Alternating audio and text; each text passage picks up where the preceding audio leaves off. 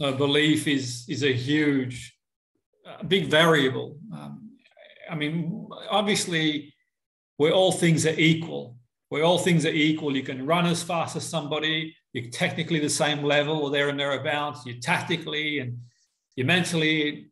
So all things being equal, belief is going to have a bigger impact. But as we've mentioned earlier before, we've seen teams like, for example, in the FA Cup, knock out bigger teams. We've seen teams come back from 3 or 4 goals down, and we've seen players, go beyond anyone else's expectation, maybe early on in their career, but they're wrong. So belief is a huge variable. It's not going to, belief as a variable, if you don't train and put the work in it, there's many other sort of variables too, but this is a really key one. That's why we sort of spend time on this area, believing in ourselves that we can and deserve to do. And so part of this segment here, we sort of touched on this, and here's the belief assessment worksheet.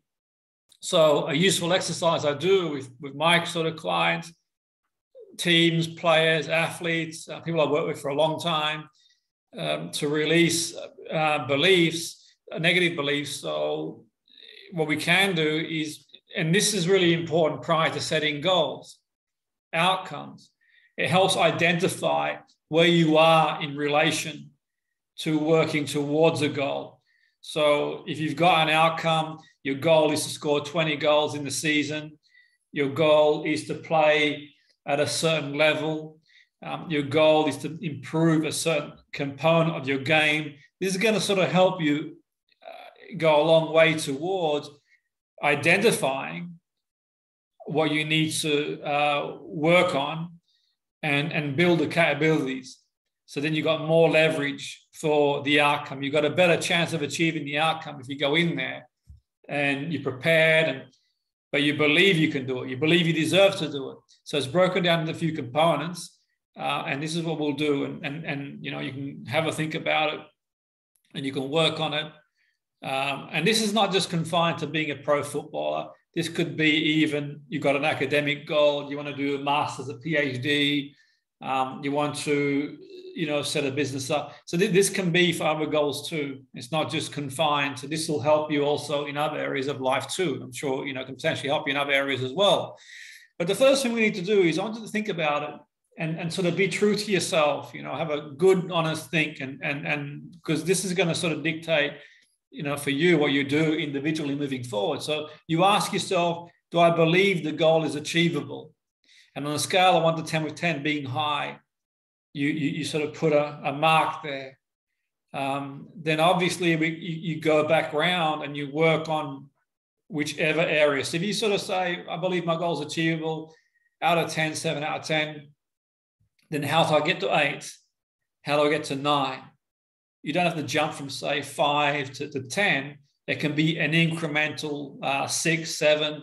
If you think it's 10, then I suppose you could ask yourself, am I being true to myself?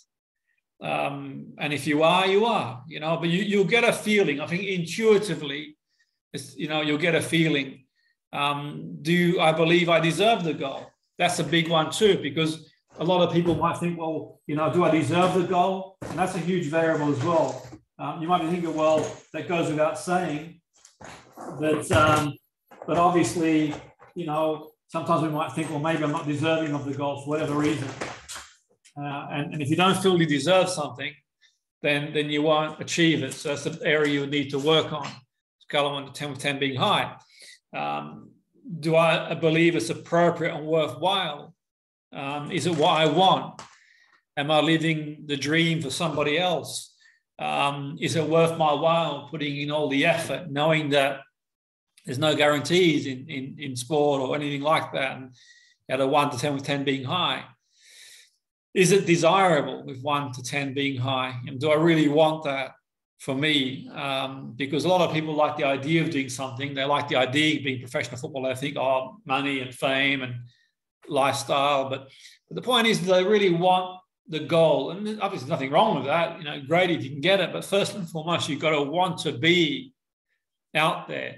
You've got to be that type of person who you want to be on the field. That's the place where you want to be. on a Saturday afternoon at 3 o'clock or whenever the kickoff is. There's no other place you want to be. Your desire is to play at the highest level. Do you know what to do to achieve the goal on a scale of 1 to 10? Well, obviously you're training with the academy and you're putting the effort in, you're getting up in the morning, so you're not mucking around, you're having a good goal. So this is just a question of speaking to people like Tony, people like the fitness coaches, the coaches, and saying, okay, people have experience of like Tony, who's been across to Europe and seen what it takes to make it, and has had players obviously that are playing in different leagues. So you think, okay, well, what do my levels of fitness need to be technically, tactically? So this is sort of knowing what steps do I need to take, and all you can do is take it every session as it comes along, and you work towards your bigger goal.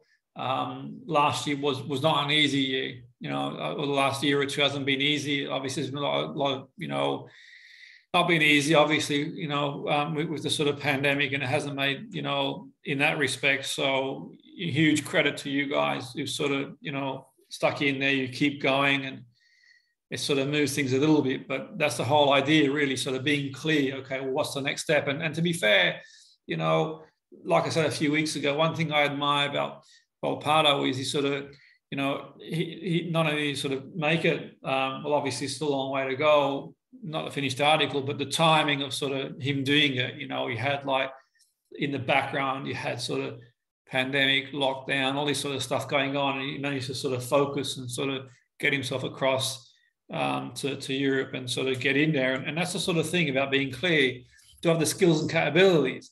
And this is, again, about being true to yourself. And this comes back, guys, the skills and capability comes back to your, what I went through with you earlier in the program, and we'll go back through it periodically, is for you to sort of see and do a performance profile. Do I have the skills? Am I physically fit enough? Have I got the technical ability? Do I read the game? It's all good and well playing one good half of football, but one sunny day doesn't make a good summer. You've got to keep consistency. And they're the key fundamentals, guys. These are the sort of key areas. And we're going to build on this. And obviously, we're going to look at ways. And if you get time, you can go back over this again.